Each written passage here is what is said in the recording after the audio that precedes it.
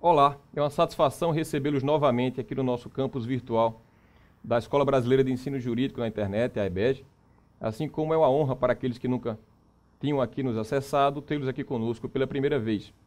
A EBED se propôs, durante essa semana, a organizar para vocês o primeiro webinário 100% gratuito, onde nós pretendemos expor para vocês temas de relevância para a advocacia geral da União.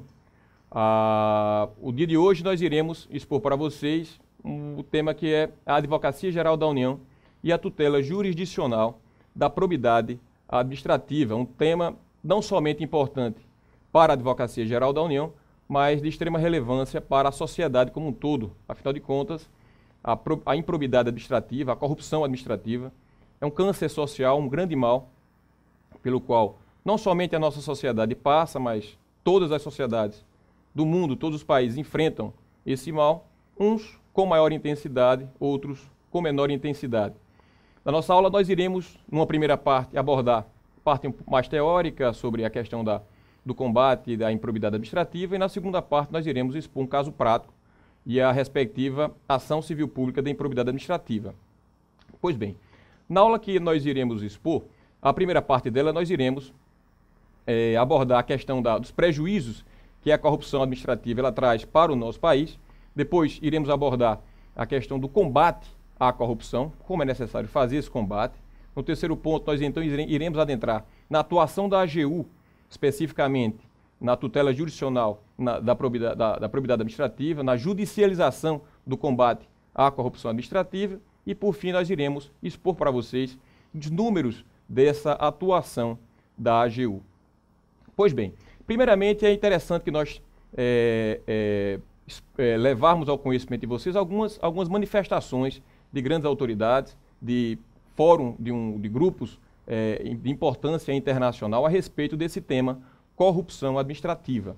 A ministra Carmen Lúcia, do Supremo Tribunal Federal, em certa oportunidade, ela muito bem resumiu o problema da corrupção administrativa no nosso país. Eu peço licença para os senhores para juntos lermos um trecho dessa manifestação dela. Disse a ministra: o Brasil hoje tem dois grandes males prioritários, a miséria e a corrupção. O desemprego, consequência em parte da miséria e que alimenta para mantê-la e reforçá-la, vive também em grande parte da corrupção administrativa, como ocorre com a própria miséria. A corrupção é, aliás, uma das formas de miséria. Ela é a miséria moral, o ponto mais profundo da pobreza ética. A corrupção conduz ou exagera o estado de miséria de um povo. Pois bem, o Fórum Econômico Mundial, que é um organismo sem fins lucrativos, com sede na cidade de Davos, na Suíça, e que anualmente reúne os principais líderes econômicos mundiais, sejam representantes dos países, das grandes economias, assim como das grandes empresas, e que tem como objetivo esse fórum também de discutir os principais problemas sociais e econômicos pelos quais a sociedade mundial passa. Em certa oportunidade, ao debater sobre o problema da corrupção no mundo, ele concluiu de uma forma resumida, e mais uma vez eu ressalto, por isso que eu trago a vocês, porque essa manifestação ela resume bem o problema da corrupção, não somente que nós vivenciamos no nosso país, mas no mundo todo. Ele existe no mundo todo e é um problema sério para toda a nossa sociedade mundial. Então, assim concluiu o Fórum Econômico Mundial a respeito do problema corrupção administrativa. A corrupção é o maior obstáculo ao desenvolvimento econômico e social no mundo. Ela distorce mercados, retarda o crescimento econômico, mina as bases da democracia, corrói o Estado de Direito e o primado da lei. Pois bem, senhores, passada as primeiras informações a respeito do problema da corrupção trazido por grandes autoridades, por um organismo internacional da importância do Fórum Econômico Mundial, nós iremos para o nosso país trazer a efetividade da corrupção administrativa, os problemas, o prejuízo que efetivamente a corrupção administrativa nos traz.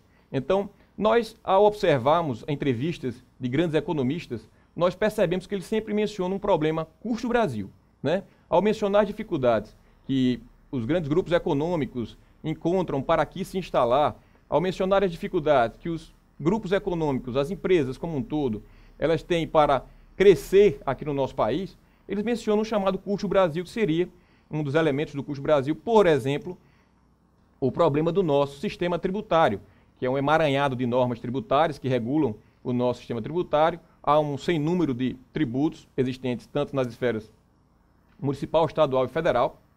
Então, para as empresas aqui desenvolverem as suas economias, os seus investimentos, elas precisam de um gasto de energia muito elevado para que permaneçam regular perante os fiscos municipal, estadual e federal. Um outro exemplo de custo Brasil é o gargalo da infraestrutura.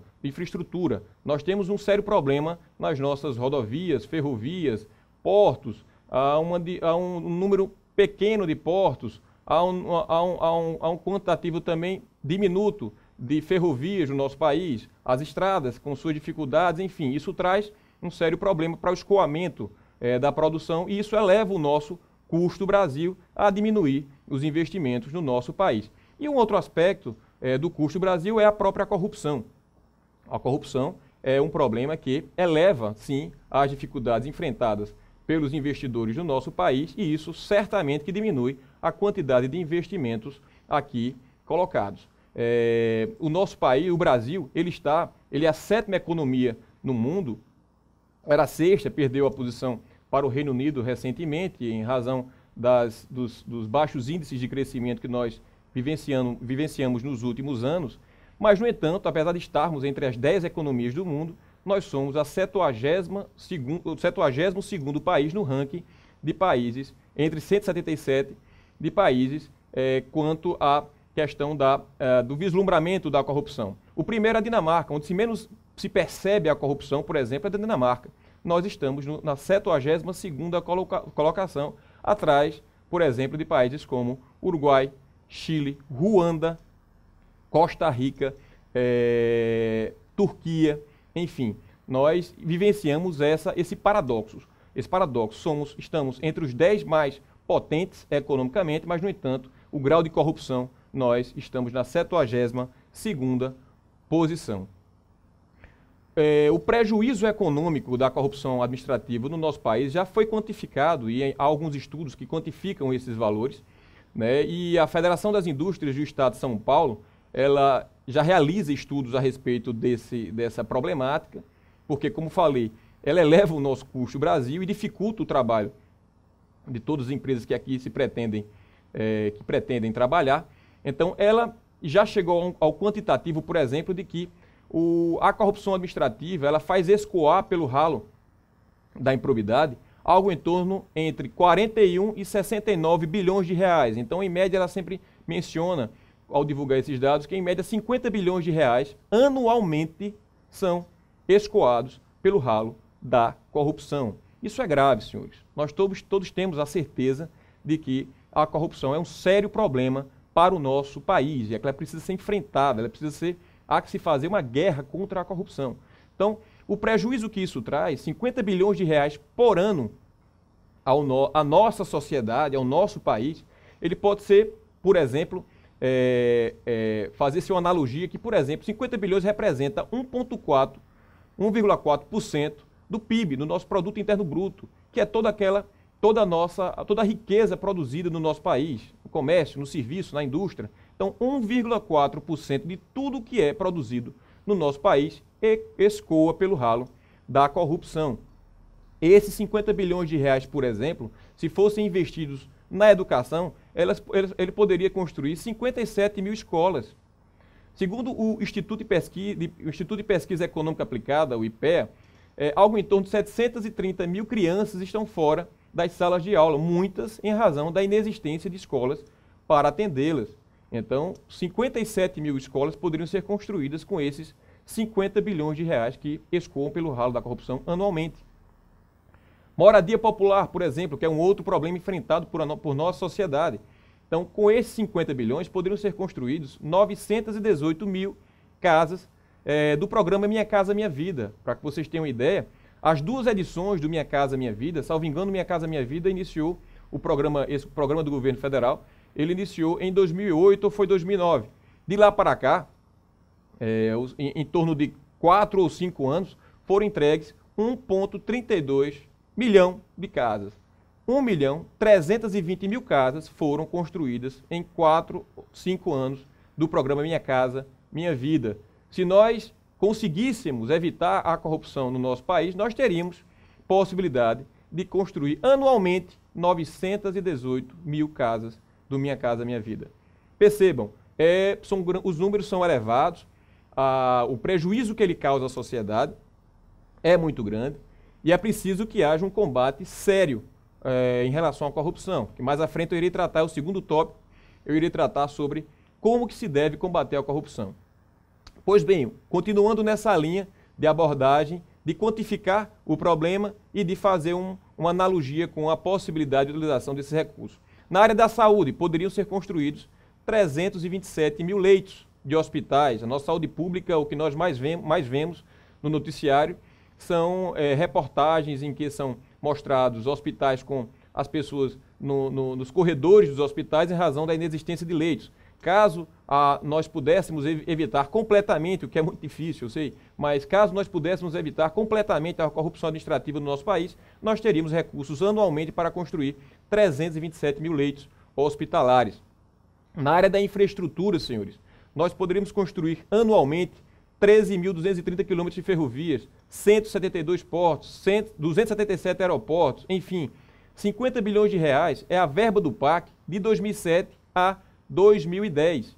2007, 2008, 2009, 2010. 4 anos de recursos para o PAC. Em um ano nós perdemos para a corrupção. Enfim, a situação é grave. Nós vivemos uma situação em que, sem dúvida alguma, quanto mais investirmos no combate à corrupção, quanto mais nos preocuparmos com essa questão do combate à corrupção, mais haverá recursos para investimentos para solucionar os problemas sociais do nosso país. Pois bem, senhores, quanto ao combate à corrupção, falamos sobre o problema, o prejuízo que ele nos causa, e agora iremos adentrar em quais seriam as soluções para o combate à corrupção, apesar de que, como mencionei anteriormente, a corrupção administrativa, eu tenho certeza que ela nunca vai deixar de existir. Países como a Dinamarca, por exemplo, que está na primeira colocação quanto ao nível de percepção da corrupção em sua sociedade, ela certamente que possui atos de corrupção sendo cometidos, mas em número muito pequeno. Então, é difícil nós evitarmos, uma sociedade evitar que a corrupção administrativa ela seja plenamente extirpada, mas ela, para que consiga diminuir esses índices, essa quantidade de atos ímprobos sendo praticados diariamente, é preciso que ela faça algumas reformas, vamos dizer assim, mudanças. A primeira necessidade que uma sociedade tem para que a corrupção ela diminua, para que ela combata a corrupção, é a alteração de valores, essa reforma quanto aos valores que a sociedade tem. Nós precisamos mudar, incutir na nossa mentalidade conceitos e princípios éticos de probidade, de moralidade, aquele jeitinho brasileiro que a gente às vezes menciona com um certo orgulho. Nós temos a capacidade de fazer o jeitinho brasileiro, mas esse jeitinho brasileiro muitas das vezes nos prejudica porque, através do jeitinho, se deixa de cumprir as regras sociais e com isso vai se criando uma bola de neve, vamos dizer assim, para favorecer um ambiente para cometimento de atos ímprobos. É difícil escutar às vezes quando nós vemos casos de corrupção sendo praticados e determinadas pessoas mencionarem que se eu estivesse naquela posição seria difícil recusar a oferta. Não, senhores. Nós não podemos ter esse tipo de comportamento. Nós temos que ter a ideia de que o que é certo, o que é probo, o que é moral tem que ser praticado. Isso é uma prática diária das pessoas, dos cidadãos, da nossa sociedade, na nossa relação entre família. Nós temos que ter esses princípios bem sedimentados, na nossa relação de trabalho, nas relações do serviço público, nas relações entre os poderes. Então, isso cria um clima de probidade que é importante para o combate à corrupção. Uma outra necessidade que uma sociedade exige para os níveis de combate à corrupção serem mais efetivos, é que haja transparência pública no gasto público, do dinheiro público. Então, esse nível de transparência das contas públicas, isso é fundamental. Nós já temos a lei de acesso à informação, já temos a página de transparência governamental, então isso tudo facilita que os cidadãos, quanto mais eles tenham esse senso de probidade, esse senso ético incutidos dentro de si e nesse nível eles se agrupem e formem organizações sem fins lucrativos para combater a corrupção, como já existe no nosso país. Várias instituídas, como o FOCO, que é o Fórum de Combate à Corrupção, por exemplo, mas que é um fórum de instituições públicas, mas o Transparência, existe um ONG Contas Abertas, enfim, há necessidade de que os cidadãos, que as pessoas, eles se reúnam com essa finalidade de combater a corrupção. E a transparência nas contas públicas é fundamental, porque eles vão ter acesso a todo o percurso do dinheiro público. Então, uma sociedade mais consciente quanto ao senso de moralidade, quanto ao senso de probidade, uma sociedade em que haja transparência pública, ela será uma sociedade, certamente, com índices de corrupção menores. O terceiro ponto necessário de que seja abordado quanto ao combate à corrupção é a necessidade de punição. A impunidade, ela faz com que a corrupção ela grace, né? Não só a corrupção, não só a improbidade administrativa, mas também a criminalidade. Isso é uma certeza que nós temos, isso é indiscutível. As grandes autoridades, pensadores a respeito do tema penal, por exemplo, eles mencionam o próprio ex-ministro Márcio Tomás Baixo, que é um advogado também de renome na área penal. Ele, em diversas oportunidades, ele se manifesta no sentido de que nós não precisamos de grandes alterações legislativas para combater a criminalidade. Nós precisamos sim de mais punição. Da mesma forma quanto à improbidade administrativa. Há uma necessidade de atualização de determinadas normas, sem dúvida, mas o que nós precisamos mesmo é que haja punição para aquele gestor corrupto, para aquele empresário que paga propina na administração pública para conseguir contratos, enfim, toda essa necessidade de punição, ela é necessária para que haja um efetivo combate à corrupção. E essa punição, que punição seria essa? Sem dúvida alguma, seriam aquelas punições previstas nas nossas normas, na Constituição, nas leis, mas, inicialmente, é a punição social. A sociedade, quanto mais ela tenha entranhado dentro de si essa questão da probidade administrativa, do senso de moralidade, de ética, ela não vai admitir que cidadãos, que empresários, eles pratiquem essas atividades, né? O que nós vemos hoje é pessoas que nós temos quase que a certeza que tais empresários praticam atos ímprobos e, por sua vez, aparecem em colunas sociais, enfim, sendo agraciados com alguns tipos de comendas no Poder Legislativo. Isso traz uma certa descrença por parte da população quanto a que haja a nossa sociedade, ela puna de forma efetiva, socialmente falando, essas pessoas que cometem esses tipos de ilícitos. Mas, como vinha falando, a punição prevista nas nossas normas, as penalidades previstas para quem comete ato ímprobo, ela precisa ser aplicada, né? E de que forma ela vai ser aplicada? Nós temos um sistema de órgãos, e a AGU se encontra dentro desse sistema, um sistema de órgãos que estão voltados justamente para combater a corrupção. Que órgãos seriam esses, senhores? Que órgãos da administração pública seriam esses? Seriam, primeiramente, os órgãos de controle interno, as corregedorias internas dos ministérios, a Corregedoria Geral da União. São órgãos de controle interno, previstos no artigo 74, inciso 2 e 4 da nossa Constituição Federal. Eles são os órgãos que primeiro se deparam com o ato ímprobo. Eles fiscalizam o contrato, o convênio firmado na administração pública com o município e, por sua vez, a execução desse convênio para verificar se houve ou não alguma ilegalidade, alguma prática ímproba. Esses órgãos são de extrema importância nesse sistema de órgãos e entidades voltados para o combate à corrupção. O segundo exemplo de órgão que poderíamos citar seria a própria Polícia Federal.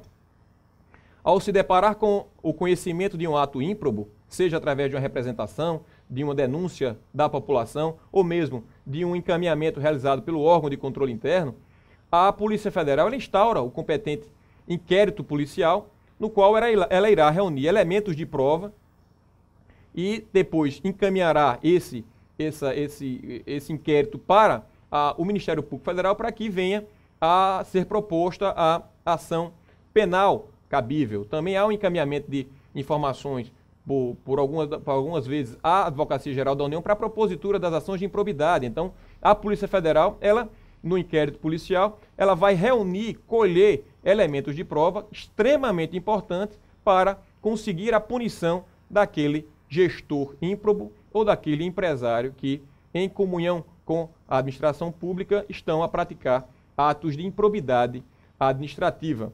Outro órgão de extrema importância nesse sistema é o Tribunal de Contas da União. É um órgão de controle externo.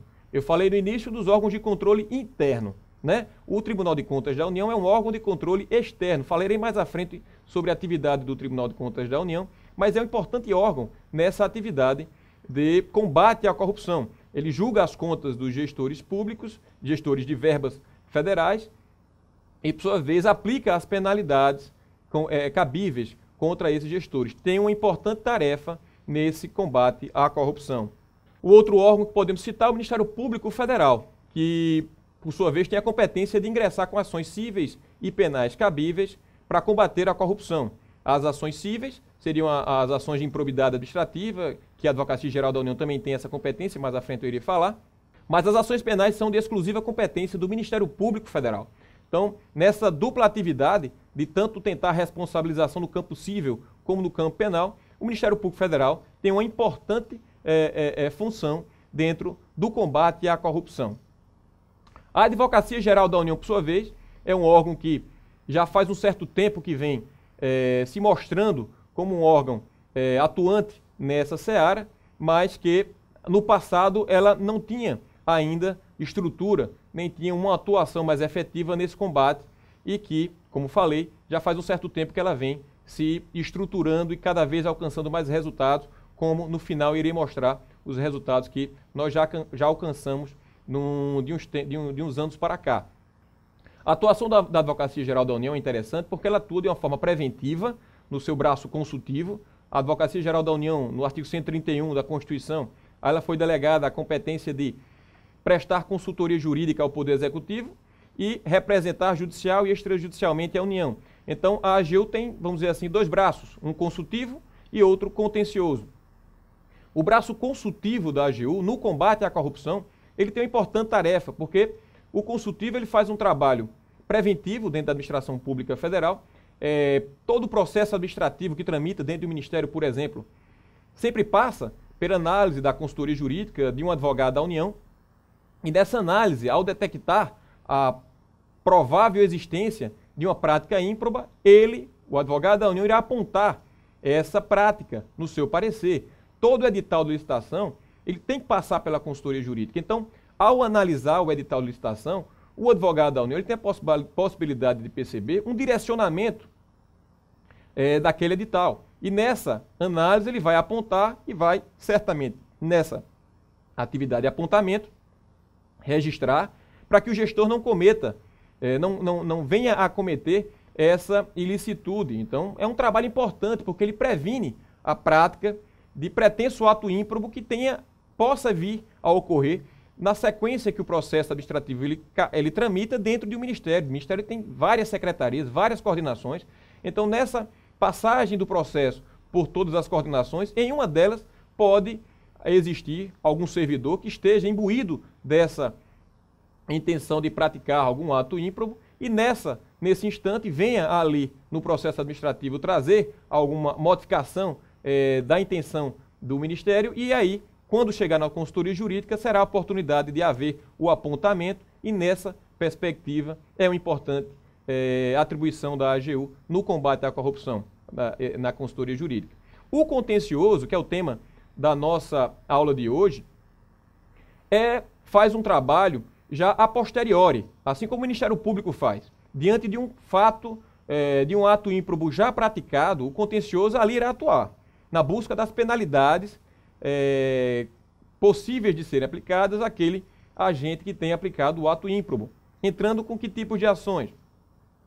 As ações de improbidade administrativa, que o Ministério Público Federal entra também, a União e o Ministério Público têm legitimidade, como mais à frente eu irei falar para todos os senhores e senhoras, para ingressar com as ações de improbidade. Mas um outro tipo de ação também é interessante, que vou citar mais à frente, são as ações de execução de acórdãos do TCU. Então, o contencioso, nessa atividade de cobrança, de ressarcimento dos valores, assim como com as ações de improbidade, ele tem um importante papel no combate à corrupção. E como último órgão, não são somente esses, mas eu estou citando os principais órgãos que integram esse sistema de instituições e órgãos que combatem a corrupção. Poderíamos citar o Poder Judiciário. Afinal de contas, é nele, no Poder Judiciário, que desaguarão as ações de improbidade, as ações de ressarcimento, as ações penais, que são de extrema relevância para a aplicação da punição, a aplicação da penalidade e, com isso, evitar o crescimento da corrupção e, ao contrário, diminuir os índices de corrupção no nosso país. Certamente que, quanto mais gestores que venham a serem privados de suas liberdades, a corrupção irá diminuir. Quanto mais gestores, empresários ligados a práticas ímprobas tiverem contratos rescindidos, condenação de ressarcimento, aplicação de elevadas multas civis a serem pagas, porque o ataque ao bolso é muito importante do agente ímprobo. Toda essa aplicação de penalidade, quanto mais punição, como falei, houver, mais haverá a diminuição da corrupção administrativa no nosso país. Pois bem, senhores, nesse terceiro tópico, eu iria adentrar especificamente na atuação da AGU na função de judicializar o combate à corrupção. Primeiramente, é preciso que todos tenham a perfeita noção da topografia constitucional da Advocacia Geral da União. Na nossa Constituição Federal, o título 3 trata da organização dos poderes. Nesse título, nós vamos encontrar 4 capítulos. O primeiro deles é o capítulo do Poder Legislativo. Segundo, Poder Executivo. Terceiro, Poder Judiciário. E o quarto capítulo trata das funções essenciais à Justiça.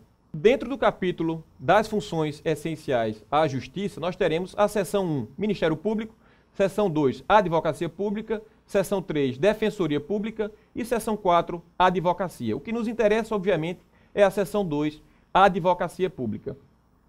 Qual seria o poder funcional das funções essenciais à Justiça, primeiramente? O Poder Legislativo ele tem um poder funcional legiferante. O Poder Executivo, poder funcional executante. O Judiciário, poder funcional judicante. E as funções essenciais à Justiça, o poder funcional de zeladoria, provocação e defesa. Isso é uma terminologia, uma classificação que o professor Diogo de Figueiredo Moreira Neto utilizou e que eu achei extremamente pertinente fazer essa classificação quanto ao poder funcional de cada um dos poderes dispostos na nossa Constituição.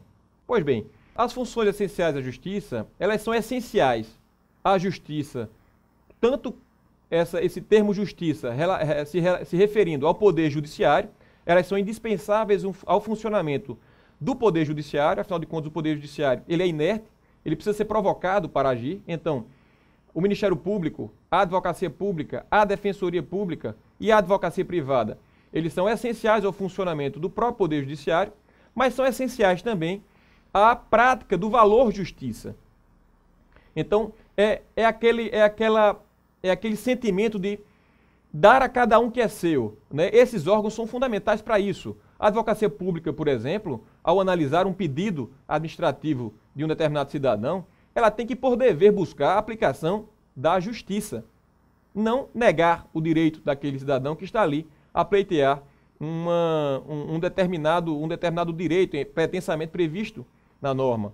Há uma crítica, eu acho que desmerecida, aos órgãos de advocacia pública. A Advocacia Geral da União ela vem modificando essa percepção de quem trabalha no meio forense de que a advocacia pública ela existe para recorrer, para contestar toda e qualquer ação pleiteada contra o Estado, contra a União. Não, nós não temos essa política. o que nós temos é a necessidade de realizarmos a melhor defesa para a União. Assim como os senhores, quando contratam um advogado para que defenda algum interesse dos senhores e exigem desse advogado a utilização da melhor prática forense, a melhor prática processual, o melhor entendimento jurídico para defender o interesse dos senhores, assim é a União também. Nós temos o dever de contestar, de recorrer, sempre que houver a possibilidade de uma interpretação jurídica favorável à União vir a ser reconhecida pelo Judiciário.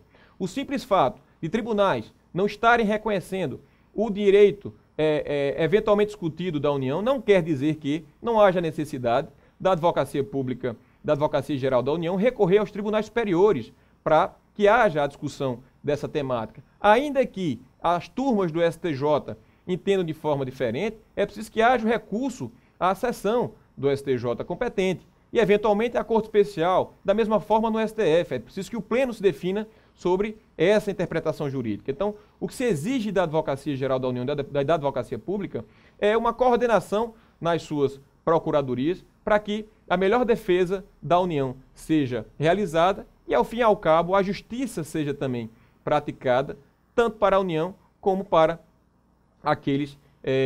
para a sociedade como um todo, até porque o interesse da União é o interesse público, né? É o interesse da sociedade. E o sistema judicial nosso é um sistema judicial em que há independência de todo órgão jurisdicional.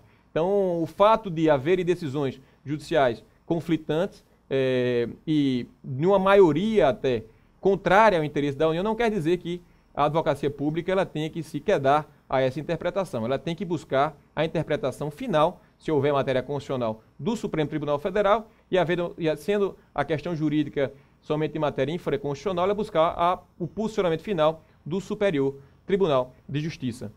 Pois bem, senhores, como lhes falei anteriormente, a AGU ela tem uma função constitucional de consultoria jurídica e assessoramento jurídico ao Poder Executivo. Essa seria uma função, suponhamos, de zeladoria, naquela classificação feita por Diogo de Figueiredo Moreira Neto. E ela tem a função também de representação judicial e extrajudicial da União. E aí vem a questão da provocação e da defesa. No campo da probidade administrativa, após nós situarmos os senhores em relação à competência funcional, ao poder funcional da AGU, a sua topografia constitucional, onde é que ela se encontra na nossa Constituição, nós passaremos agora a analisar a topografia constitucional da moralidade administrativa. O princípio da moralidade administrativa está previsto no artigo 37 da nossa Constituição Federal. Naqueles princípios que são necessários para a administração pública funcionar. Seria a legalidade, impessoalidade, moralidade, publicidade, né? Então, todos esses princípios e eficiência, todos esses princípios, eles são necessários para a melhor atuação da administração pública.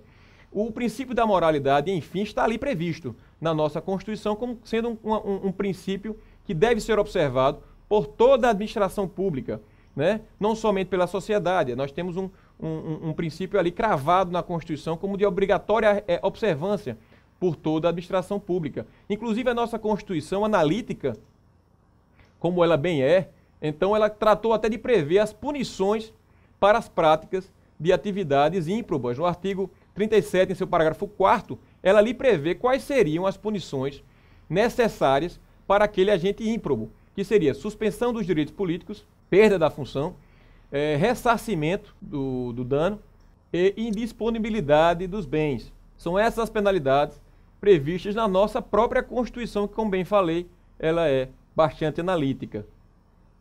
Pois bem, senhores, feitas essas considerações, nós passaremos agora aos dois instrumentos que a Advocacia Geral da União utiliza para combater a corrupção.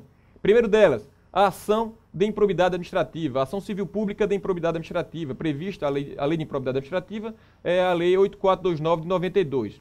Essa lei, ela prevê as 3 categorias de atos ímprobos. Primeiro, aqueles que causam enriquecimento ilícito. Segundo, dano ao erário. Terceiro, que atentam contra os princípios da administração pública. A lei, por exemplo, ela traz também os sujeitos passivo e ativo, as sanções e, assim como cuidou de procedimentos investigatórios, dispôs sobre declaração de bens, prescrição, e, enfim. A norma, ela trouxe várias questões que são ali dispostas para que haja ao aplicador da norma ali os comandos normativos para que ele venha fielmente realizar essa atividade de combate à corrupção. No seu artigo 17, ela traz quais são os entes e órgãos legitimados para propor a ação de improbidade. E aí nós estamos, a Advocacia Geral da União, nessa questão, nesse dispositivo legal, é onde se encontra a legitimidade ativa da Advocacia Geral da União e, por sua vez, a Advocacia Geral da União, em razão dessa legitimidade ativa da União, ela integra esse sistema de órgãos para o combate à corrupção, especialmente na judicialização do problema. Quando aqui trouxe a temática da AGU e a tutela jurisdicional da probidade administrativa, essa atuação jurisdicional de combate à corrupção, especificamente na aplicação das penas de improbidade, está aí a legitimidade ativa da União, onde se encontra, no artigo 17 da Lei 8429 de 92.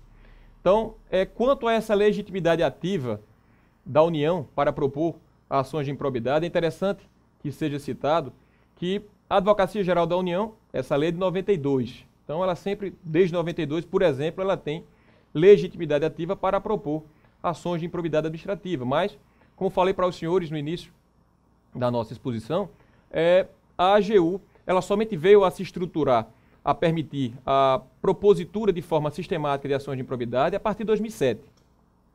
Mais à frente eu vou citar para vocês a criação de um departamento dentro da Procuradoria-Geral da União, o Departamento de Patrimônio e Probidade Administrativa, o DPP, que a partir dessa criação em 2007, várias coordenações nos âmbitos estaduais, nas procuradorias da União localizadas nos estados e nas procuradorias seccionais localizadas no interior do país, foram se criando departamentos, coordenações para justamente, única e exclusivamente, tratar da questão da improbidade administrativa, ingressar com ações de improbidade administrativa. Então, quando isso começou em 2007 de uma forma mais sistemática, a AGU, salvo engano, no primeiro ano, em 2008, deve ter entrado com algo em torno de quase 400 ações de improbidade administrativa. Ela começou a perceber que órgãos do Ministério Público Federal espalhados pelo país, em São Paulo, Distrito Federal, Tocantins e Minas Gerais, salvo engano, alguns órgãos do Ministério Público Federal começaram a se posicionar contrariamente a essa legitimidade ativa da União. O artigo é expresso, ele expressamente dispõe que a pessoa jurídica interessada, ela teria legitimidade ativa para propor a ação de improbidade administrativa. Mas, no entanto, os órgãos do Ministério Público Federal, eles se posicionavam no sentido de que essa legitimação seria supletiva. Supletiva porque somente poderia ingressar com a ação se o Ministério Público Federal não ingressasse apenas contra, em outras manifestações, eles diziam que somente contra servidores públicos da União, não contra empresas, enfim. O que se percebeu nesse início era um posicionamento contrário do Ministério Público Federal a essa legitimação ativa da União. Um outro aspecto que eles abordavam nas manifestações iniciais era no sentido de que não haveria que se falar em legitimação ativa da União, uma vez que não teria a Advocacia Geral da União poderes investigatórios para colher elementos de prova a propor a ação de improbidade administrativa. Mas todos esses argumentos foram derrubados, nós contestamos e o Judiciário acolheu todas as nossas manifestações no sentido de que a nossa legitimação ativa, a legitimação ativa da União, ela é plena.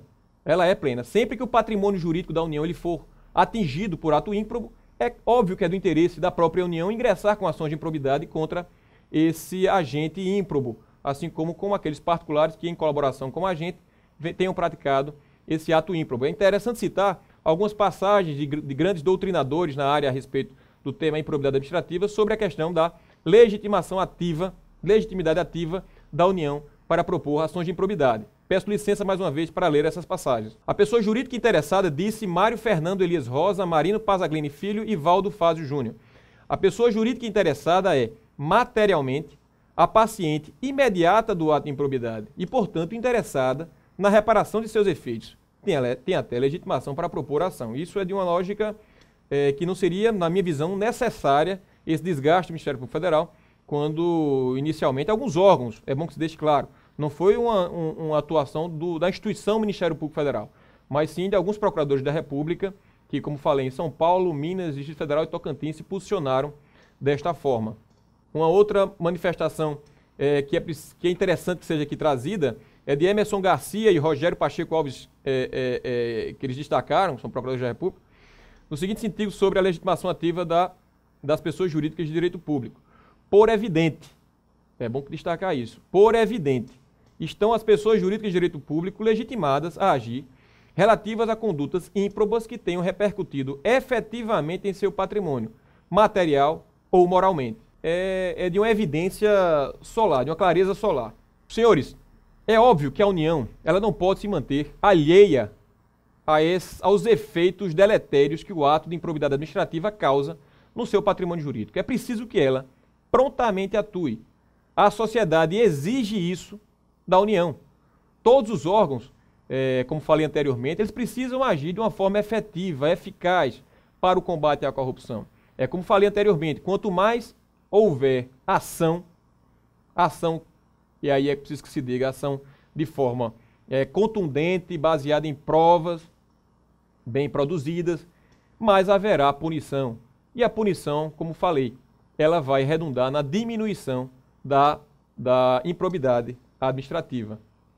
Avançando, a Advocacia Geral da União, ela tem um outro instrumento para judicializar o combate à corrupção.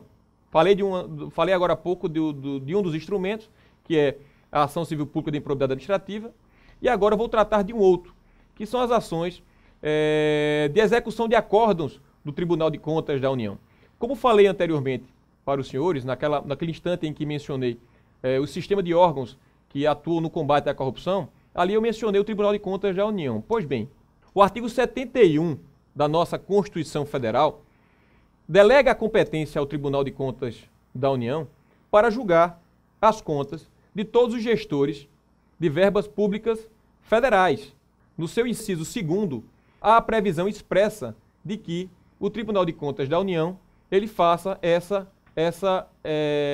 atividade, que ele julgue as contas dos responsáveis pela gestão de recursos públicos federais. Eventualmente, se houver nesse julgamento a condenação, se ele aplicar nesse processo as penalidades legalmente previstas para os gestores, uma das penalidades previstas é a previsão de ressarcimento, a aplicação de multa a esse mau gestor. Essa decisão, esse acórdão do TCU, ele servirá ele terá eficácia de título executivo extrajudicial. É a previsão do parágrafo 3º do artigo 71. Só colocando, contextualizando os senhores dessa atividade do Tribunal de Contas da União e como ela se integra, ele sendo um órgão de controle, um órgão de controle externo, a atuação dele integrada com os órgãos de controle interno, o que é que acontece? Por exemplo, citar aqui um exemplo para os senhores. Um determinado ministério repassa, vamos citar, o Ministério da Saúde repassa recursos para um determinado município para que ele venha a realizar obras na área de saneamento. Esse recurso é repassado, firma-se um convênio entre a União e o município, esse recurso é repassado, essa transferência voluntária realizada da União para o município, por sua vez, realiza um procedimento licitatório e contrata uma empresa para executar essas obras de saneamento, e o que é que acontece? O Ministério tem por obrigação fazer a fiscalização desse recurso, primeiramente. Ao órgão de controle interno, ao órgão de controle interno do Ministério perceber que houve ali um desvio de verba pública, uma compra realizada, um superfaturamento, ele imediatamente abre uma tomada de contas especial, TCE. E a primeira fase da tomada de contas TCE é a fase interna. É a fase em que esse órgão de controle interno ele vai detectar o problema e vai chegar à conclusão do responsável. Finalizada essa fase interna, o procedimento de tomada de contas especial ele prevê que essa TCE ela vai ser encaminhada para o Tribunal de Contas da União. Chegada a TCE no Tribunal de Contas da União, vai se iniciar ali a segunda fase da TCE, que é a fase externa, que é já no âmbito do órgão de controle externo, no Tribunal de Contas da União. Ali, novamente, haverá a colheita de provas, de informações, haverá a abertura do contraditório, da ampla defesa, e ao final o Tribunal de Contas da União irá julgar se, naquele caso, o gestor desviou ou não recursos públicos, atuou ou não de forma ímproba, superfaturou ou não determinado contrato, E aí, nessas situações, ele aplica a penalidade, ele constatando que houve, de fato, desvio de recurso, prejuízo para a administração, ele vai aplicar a penalidade, por exemplo, de multa e a penalidade de ressarcimento, determinando que o gestor faça o ressarcimento à administração. Vai intimar o gestor para realizar o ressarcimento, e ele não fazendo, esse acórdão do TCU, ele serve, como bem dito pelo parágrafo 3º do artigo 71, serve como título executivo para que a União execute esse valor, que é ali previsto de ressarcimento, no âmbito judicial. Então, o Tribunal de Contas da União, de posse desse acórdão, em que prevê a aplicação de uma pena, por exemplo, de ressarcimento, a aplicação de uma multa, ele, diante da inadimplência por parte do gestor, ele encaminha esse acórdão para a Advocacia Geral da União, e a Advocacia Geral da União ingressa com as ações de execução desses títulos. E também esse é um instrumento utilizado pela Advocacia Geral da União, um instrumento forte, utilizado pela Advocacia Geral da União, para judicializar o combate à corrupção, porque nesse ponto o que nós iremos fazer é cobrar do mau gestor, do gestor ímprobo, aqueles valores que ele desviou da administração pública. Então, é uma área de combate apenas no bolso, que é uma área que é um ataque importante. A ação de probidade ela prevê o ressarcimento também. Mas é esse o ponto do ressarcimento, onde muitos estudiosos dizem que é melhor, a punição melhor tem efeito, é no bolso do mau gestor. Então, senhores, esses dois instrumentos para judicializar o combate à corrupção são os dois grandes instrumentos que o contencioso da Advocacia Geral da União tem para combater a corrupção. Nessa última fase agora da nossa aula, nós iremos passar para os resultados que a Advocacia Geral da União colheu no combate à corrupção. Como falei, para os senhores e senhoras agora há pouco, houve em 2007 a criação de um departamento de patrimônio e probidade administrativa dentro da Procuradoria-Geral da União em 2007, e esse departamento subsequentemente redundou na criação de 70 divisões internas nas procuradorias espalhadas pelo país para atuar somente na área da improbidade administrativa.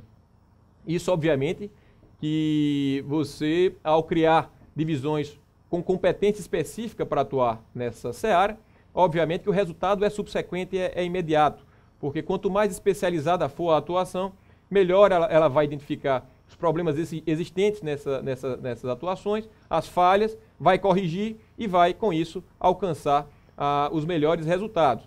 Esse departamento, é interessante que vocês tenham esse conhecimento, ele tem uma missão, ele foi determinada a ele uma missão, que é de combater toda forma de corrupção e defender o patrimônio público, de modo a fomentar a honestidade e a ética na sociedade. Então, dentro da Advocacia Geral da União, você que não tem familiaridade ainda com a Advocacia Geral da União, você pode atuar no combate à corrupção.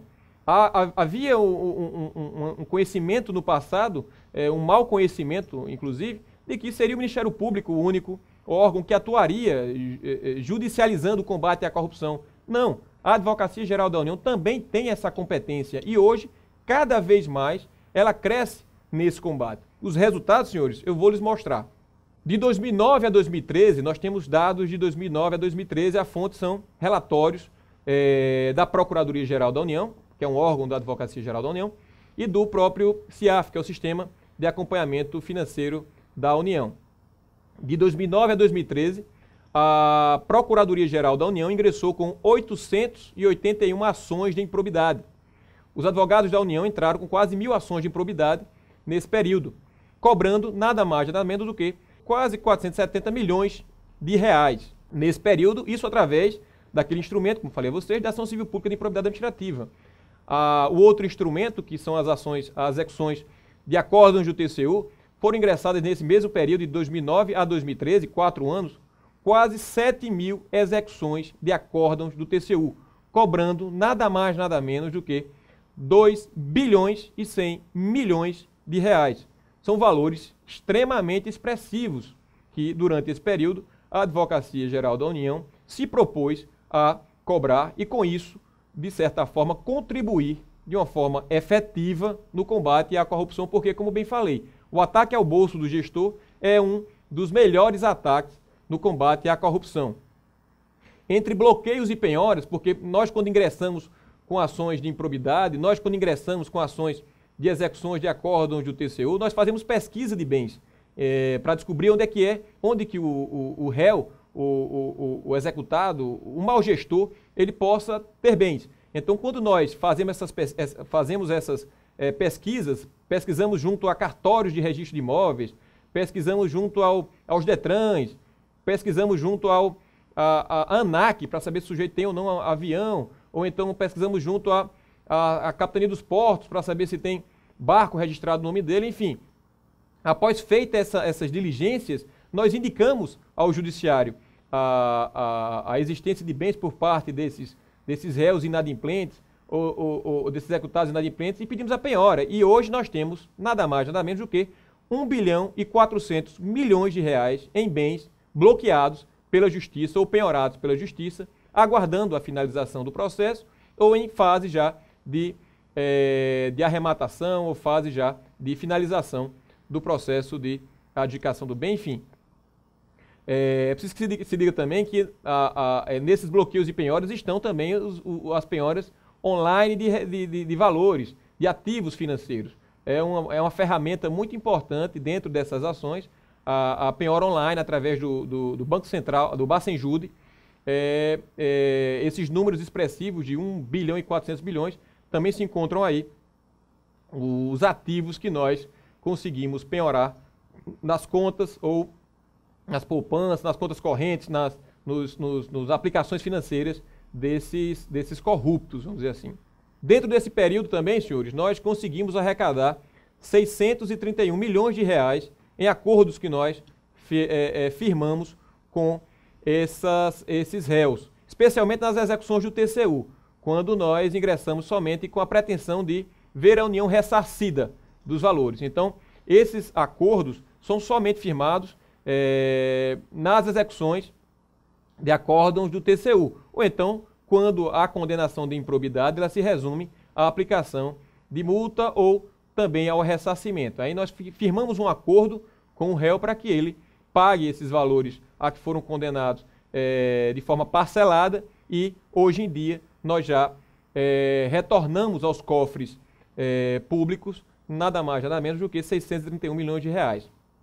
A arrecadação geral durante os anos de 2009 a 2013 foi de 1 bilhão e 100 bilhões de reais, uma soma expressiva para uma instituição que somente está há algo em torno de 6 anos atuando de uma forma mais efetiva no combate à corrupção e no retorno aos cofres públicos daquilo que foi desviado desonestamente.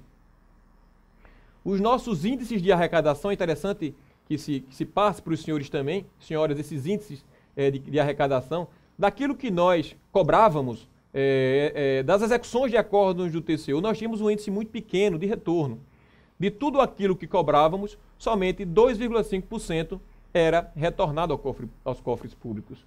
Então, por exemplo, se nós cobrávamos 1 bilhão de reais em acórdãos do TCU, nós somente conseguimos a devolução de 25 milhões de reais. Se nós cobrávamos uma conta mais fácil, 100 milhões de reais, somente 2,5 bilhões retornavam para os cofres públicos. Era um índice muito pequeno e já foi menor. Esse índice já atingiu a ínfima quantia de 0,06%, né? 1%. Era extremamente ridícula esse índice de retorno aos cofres públicos daquilo que era desviado. Em 2014, nós esperamos atingir 14,5%. Nós já estamos no patamar de 13%. Agora, esse índice de 2014 é do final de 2013. Então, no total do ano 2013, agora em janeiro de 2014, nós já estamos em 14,5% de retorno aos cofres públicos daquilo que foi desviado. Então, se antes nós cobrávamos de 100 milhões cobrados, nós só conseguimos retornar 2,5 milhões, hoje, de 100 milhões cobrados, nós conseguimos retornar 14,5 milhões de reais.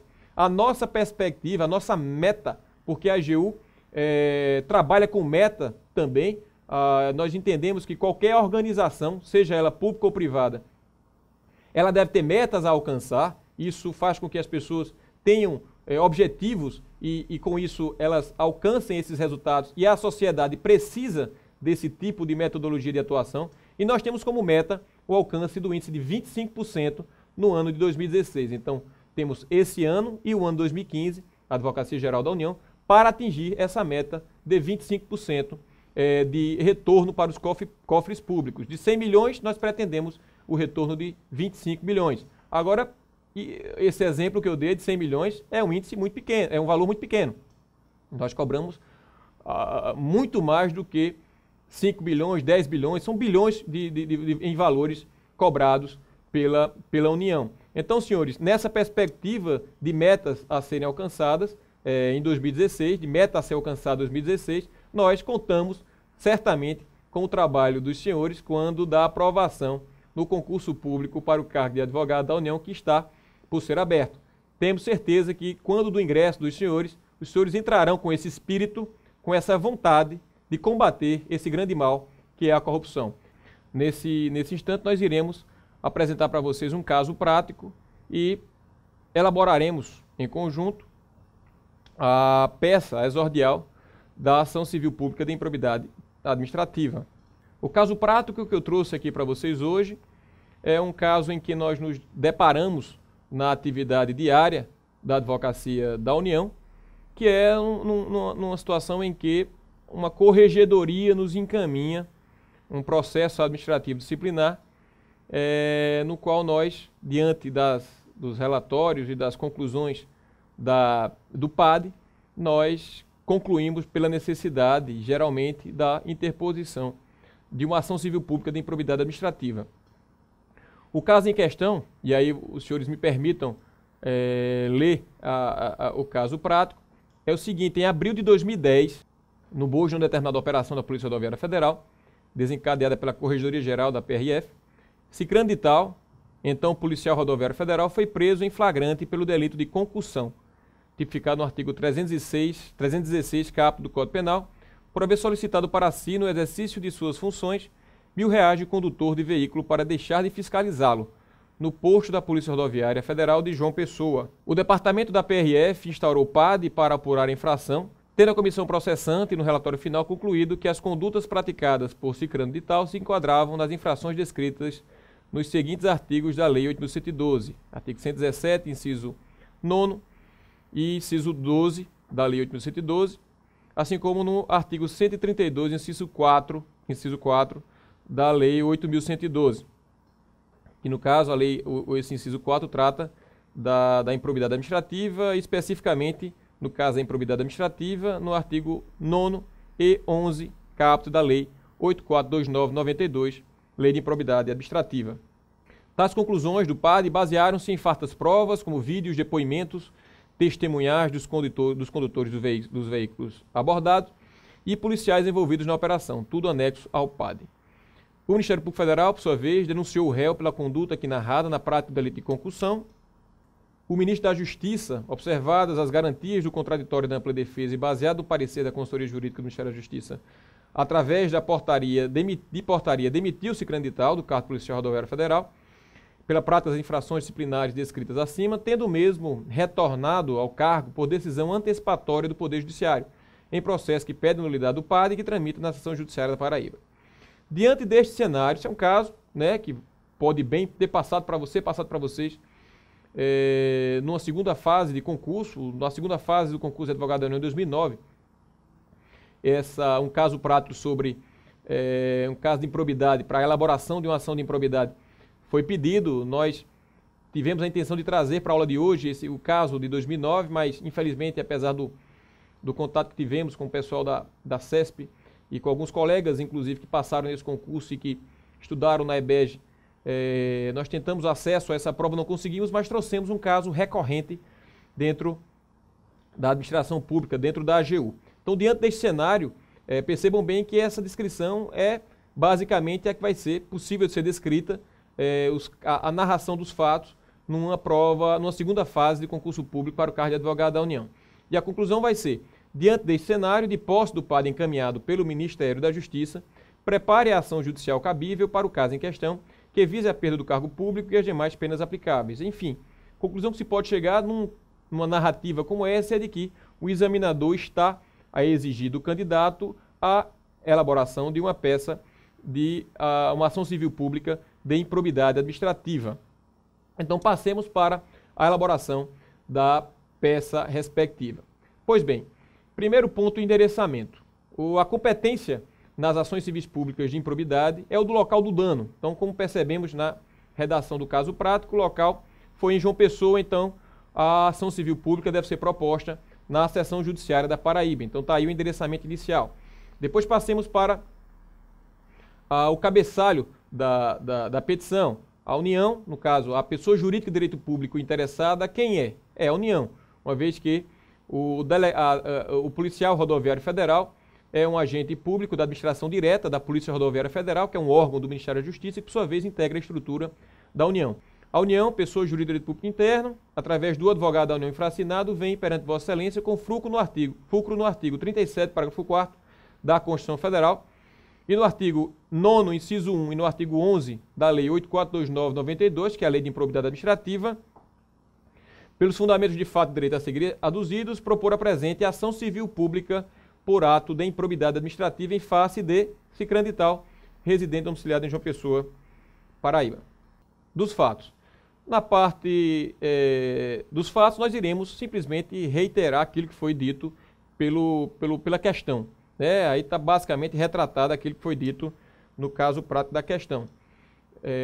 Por isso eu peço licença aos senhores para deixar de ler essa primeira parte da peça. Só fiz uma diferença aí que na fase final da parte dos fatos, eu fiz uma conclusão desse contexto da seguinte forma.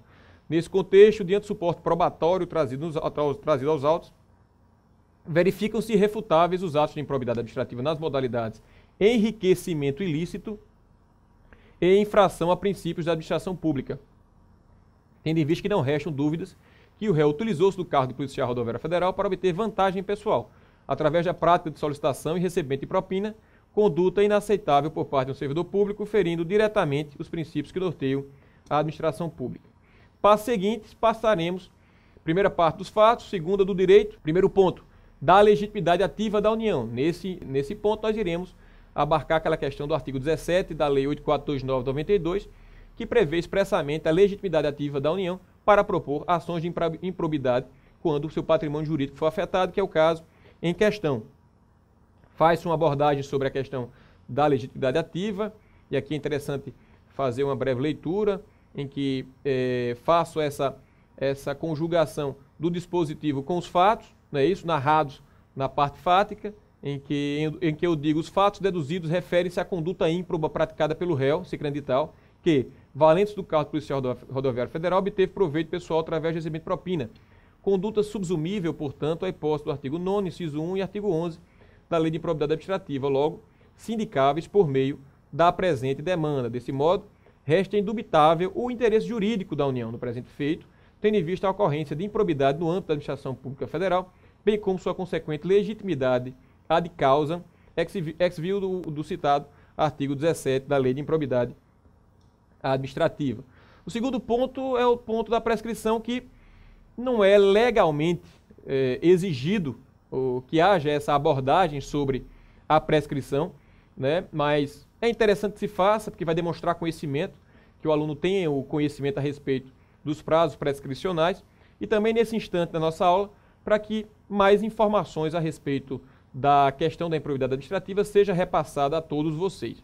Por isso que eu fiz questão de também trazer nessa petição essa parte da prescrição.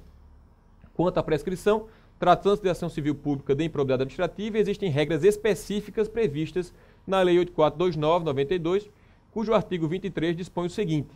Então, ele diz o artigo 23, as ações destinadas a levar a efeito as sanções previstas nesta lei podem ser propostas, 1. Até 5 anos após o término do exercício do mandato, de cargo em comissão ou de função de confiança. Inciso 2, dentro do prazo prescricional previsto em lei específica para faltas disciplináveis puníveis com demissão a bem do serviço público, dos casos de exercício de cargo efetivo ou emprego. Então, nesse dispositivo que trata dos prazos prescricionais, uma regra é válida para quem ocupa cargo efetivo ou emprego E outra regra é utilizada para quem está ocupando um mandato, cargo em comissão ou função de confiança. No caso em questão, é o inciso 2 a ser utilizado. Continuando. Da inteligência das normas legais acima, conclui-se que são 2 os prazos prescricionais. O primeiro, de 5 anos, nos casos de titulares de mandato ou de ocupantes de cargos em comissão ou de função de confiança, caso em que o termo ACO é contado do término do mandato ou do exercício dos referidos cargos ou funções. E o segundo, estabelecido em lei específica que define as faltas funcionais puníveis com a pena de demissão a bem do serviço público para os ocupantes de cargos de provimento efetivo ou de empregos públicos. No caso dos autos, o réu é policial rodoviário federal e o ilícito cometido também é falta disciplinar punível com demissão, a se concluir, nos termos do inciso 2º do artigo 23 da Lei 8.429/92, que o prazo prescricional aqui aplicado deve ser aquele previsto no REJU, Regime Jurídico de Servidores Públicos Federais, a Lei 8.812/90.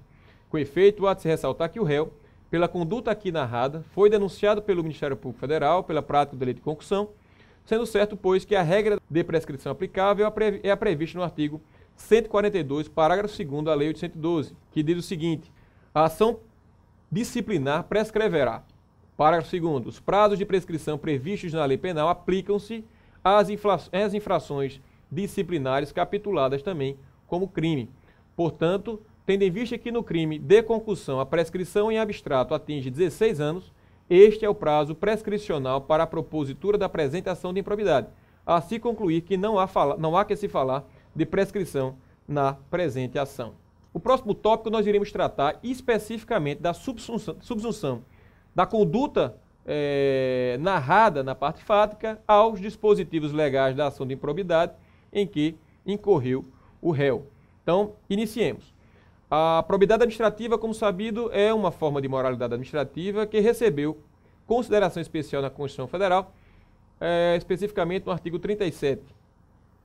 E, quanto ao parágrafo 4º, das penalidades que nós já expusemos na primeira parte de nossa aula. A probidade, ela consiste no dever do servidor público e dos particulares colaboradores servirem a administração com honestidade, procedendo no exercício das suas funções sem aproveitar os poderes ou facilidades delas decorrentes em proveito pessoal ou de outrem a quem queira favorecer. Discorrendo sobre o dever de probidade, Diógenes Gasparini pondera que esse dever impõe ao agente público o desempenho de suas atribuições sob pautas que indicam atitudes retas, leais, justas, honestas, notas marcantes da integridade e do caráter do homem. Avançando, é nesse sentido, do reto, do leal, do justo e do honesto, que deve orientar o desempenho do cargo, função ou emprego junto ao Estado ou entidade por ele criada, sob pena de legitimidade de suas ações. A norma regulamentadora do aludido comando constitucional é a Lei de Improbidade Administrativa, a Lei 8.429/92, que prevê a responsabilização do agente público quando da prática de atos que importem enriquecimento ilícito, prejuízo ao erário e lesão aos princípios da administração pública. Continuando a nossa peça. Por sua vez, as penalidades estão previstas no artigo 12 da norma e são aquelas previstas no parágrafo 4º do artigo 37 da Constituição Federal, quais sejam: suspensão dos direitos políticos, perda da função pública, indisponibilidade dos bens e ressarcimento ao erário. Mas acresceu o artigo 12 da Lei 8.429/92 algumas outras penalidades, afora aquelas já previstas no parágrafo 4º do artigo 37 da nossa Constituição Federal. Então, o artigo 12 previu também perda dos bens ou valores acrescidos ilicitamente ao patrimônio, proibição de contratar com o poder público e receber benefícios ou incentivos fiscais ou creditícios e multa civil. Com efeito, o sistema pretendido pelo Constituinte, quanto à tutela da probidade, é lógico formal, ou seja, dada a improbidade, dá-se a suspensão dos direitos políticos, a perda da função pública, a indisponibilidade dos bens e o ressarcimento ao erário. A aplicação da legislação infraconstitucional aquém da lógica do sistema fere sua unidade interna e a vontade do Constituinte. O silogismo é bastante simples.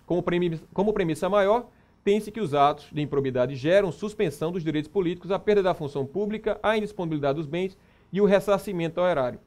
Como premissa menor, tem-se que os fatos acima narrados são atos de improbidade administrativa.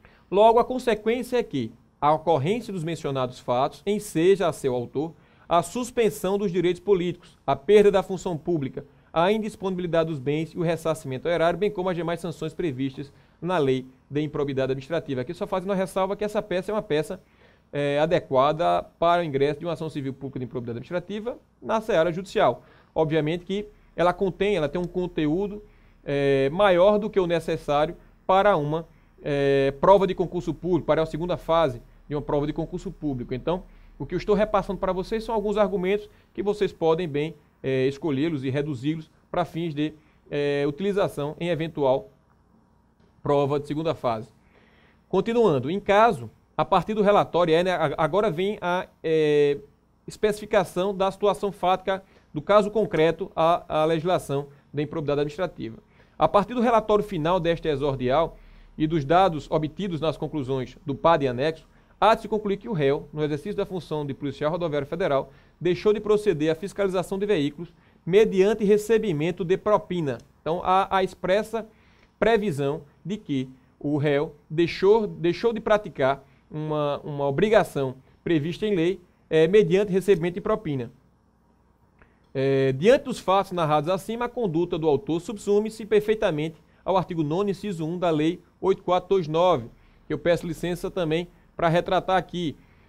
Artigo 9º, constitui ato de improbidade administrativa e, portanto, o enriquecimento ilícito ao oferir qualquer tipo de vantagem patrimonial indevida em razão do exercício do cargo, mandato, função, emprego ou atividade nas entidades referidas no artigo 1º desta lei. E, notadamente, e aí vem a perfeita subsunção da conduta do policial rodoviário federal a esse inciso, que é o seguinte, diz esse inciso primeiro, receber para si ou para outrem dinheiro, bem móvel ou imóvel, ou qualquer outra vantagem econômica, direta ou indireta, a título de comissão, percentagem, gratificação ou presente de quem tem interesse, direto ou indireto, que possa ser atingido ou amparado por ação ou omissão decorrente das atribuições do agente público.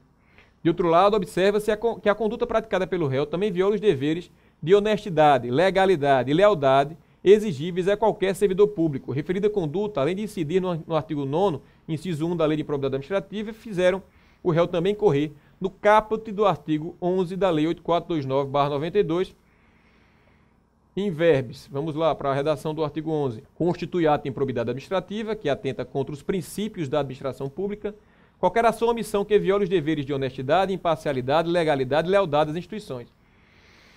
Então, senhores, concluindo essa parte da petição, que é praticamente a parte final, é interessante se fazer a conclusão da seguinte forma.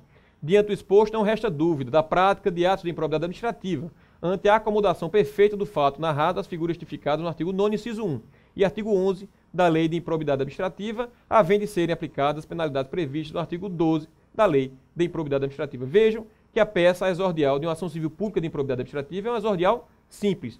Agora, nós avançaremos para a parte dos pedidos. Por tudo quanto foi dito, a União requer, primeiro, a notificação do réu, para, caso julgue necessário, apresentar a defesa prévia. Está previsto no artigo 17, parágrafo 7º.